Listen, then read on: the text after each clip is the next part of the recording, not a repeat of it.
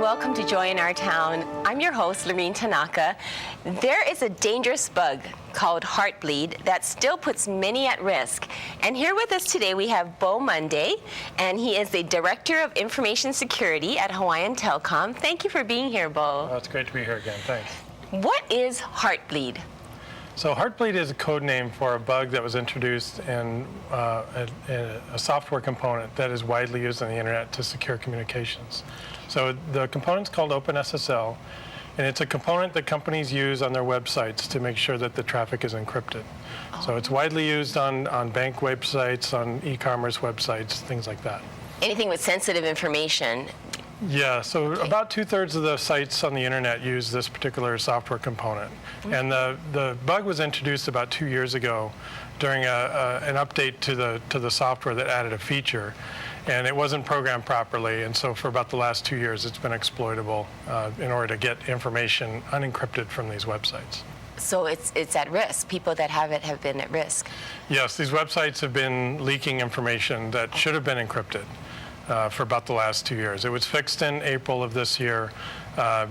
Companies have been slowly fixing it on their websites. There's still a few 100,000 websites out there that have the bug still on their sites, but most of the large sites have been fixed now. Do they know they have the bug on their site? And if they do, why wouldn't they automatically fix it? Most of them are aware of the bug. It's been getting a lot of press. There are ways to tell if a site has the impacted software component on there. But it's a complex fix. It requires the site to be taken down and rebooted. So a lot of companies have a hard time doing that. Okay, what are some of those tips that you know that the virus is in your system? How do you know? Well, you can, if it's a site that you run personally, mm-hmm. you can look for the OpenSSL version that you have. You can also go to certain websites, like LastPass.com, for instance, has a website checker where you can put in the name of a website that you either own or one that you use. Oh, LastPass. LastPass.com, all one word, okay. .com.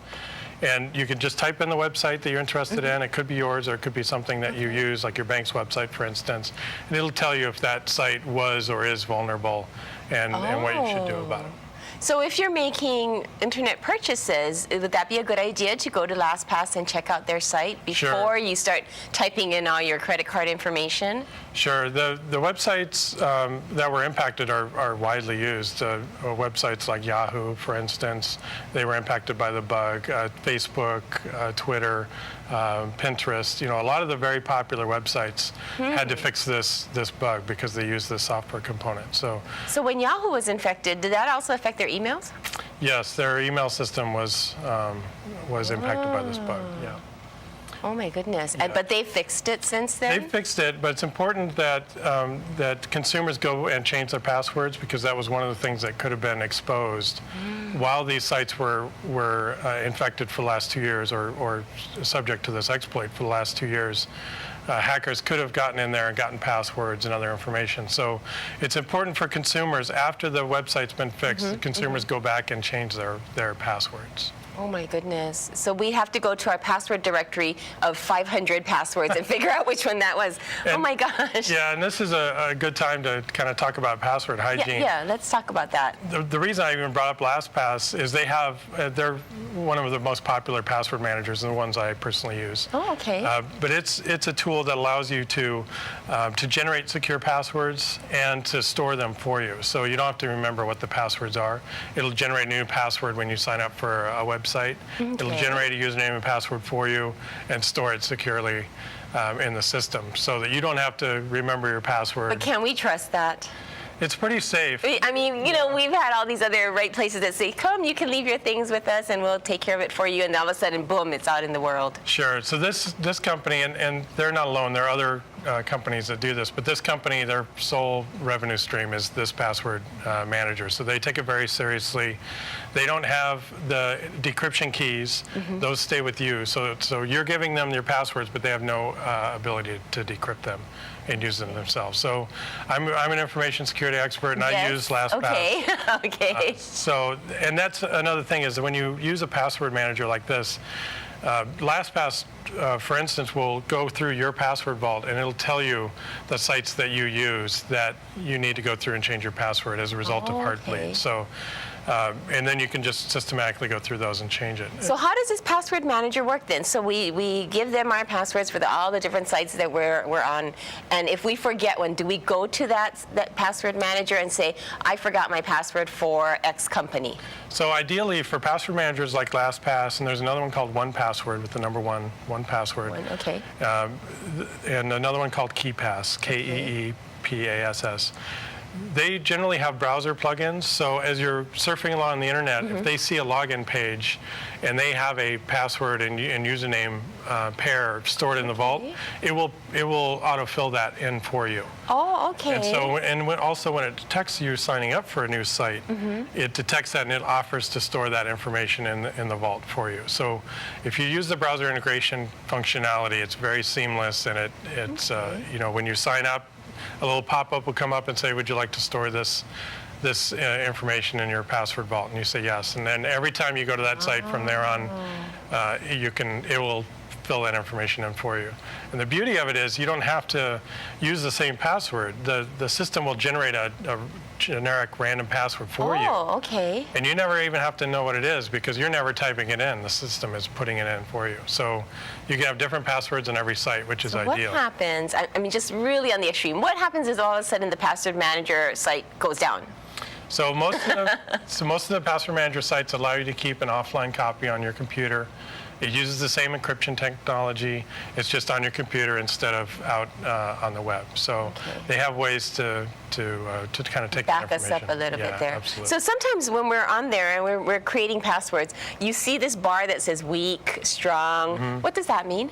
So generally, if you're using short passwords, those are generally weak. If you're using passwords that can be found in a dictionary, those are generally weak. If you're using your children's names, your pets' names. Sure, yeah, anything that the system might know about you, you don't want to use those for passwords.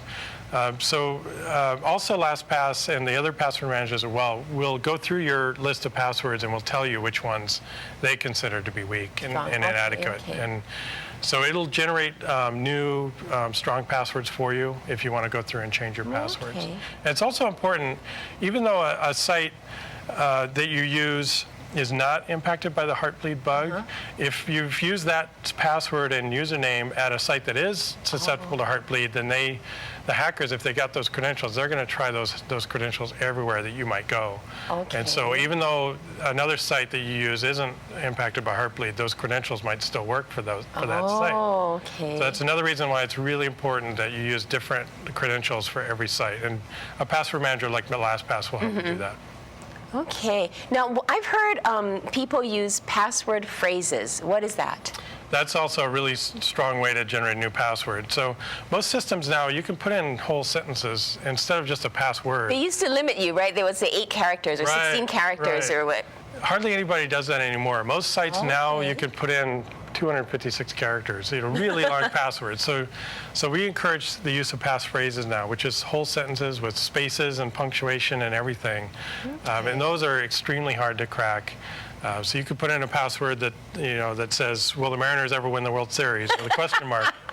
And that's an extremely strong password, and it's probably something. No, there's easy a lot for of you to people asking remember. that question. I know. I'm still rooting for him. But something really almost foolish. I mean, so like out of this world that no one would think of associating with you. Absolutely. I've used quotes from Saturday Night Live. I've used lyrics from songs. It's really pretty random what you can use, and because they're not found in a dictionary and they're long and they have something other than just characters. They have spaces and punctuation. They're extremely difficult to crack. So we encourage the passphrases. So now we're going towards password phrases now. Yep. Okay. Now, if you feel that you've been hacked by the Heartbleed bug, what do you do? I mean, you're not a company and you don't have an IT department, and it's just yourself or a small business. What do you do? Yeah. So in a case where you're running your website, all you have to do is update the OpenSSL. It's usually in a form of a patch that you can simply download and install on the website. Okay. And then you'd probably want to notify your customers that they need to go through and change their passwords. Oh, whoever's been accessing the sites then. Right. Okay. Right. You generally are not going to be able to tell if a hacker has exploited this issue on your website Depending on the nature of the logs that you keep and how far back you keep them, you're probably not going to know whether it's been exploited on your site or not. It doesn't leave any trace. So are these more for websites that are accepting payment of some sort? If it's a website that just has information, would that be a vulnerable website? They may or may not use encryption. If they're using encryption, and it's the OpenSSL component, which is a very popular one, as I said, then they would be vulnerable. But if they're not using encryption, then they're probably not storing user credentials, for instance, and there's nothing for a hacker to kind of get off of that They would just site. not want to be there. Exactly. So the Okay. exploit really is only to get information that would normally be encrypted. Okay. Now, we talked about Yahoo earlier and how it affected emails.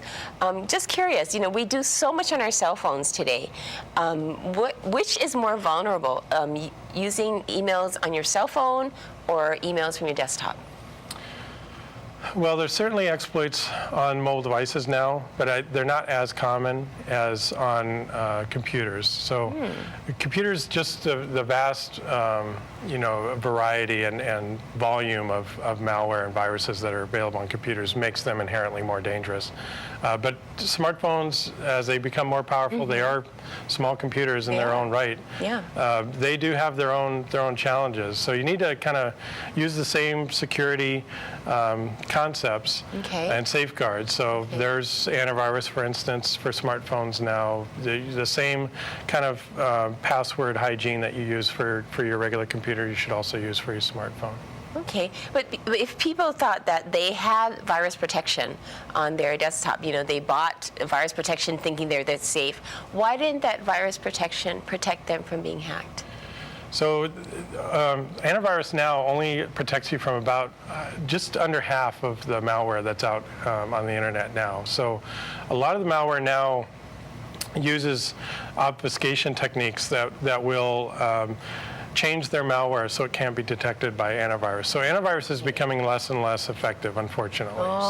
It's really up to the consumers to be smart about what they're clicking on, email messages that they're opening, make sure they're not clicking on attachments from people they don't know. It's so difficult when your kids are on the computer clicking all over the place, right? It's very hard. So I recommend people dedicate a computer to the kids. Computers are so cheap now. You can buy computers for under $200 now. So my recommendation is to buy one for the kids. Suggestion. Let them play on that, and then do your banking and other stuff on a separate computer that is safe.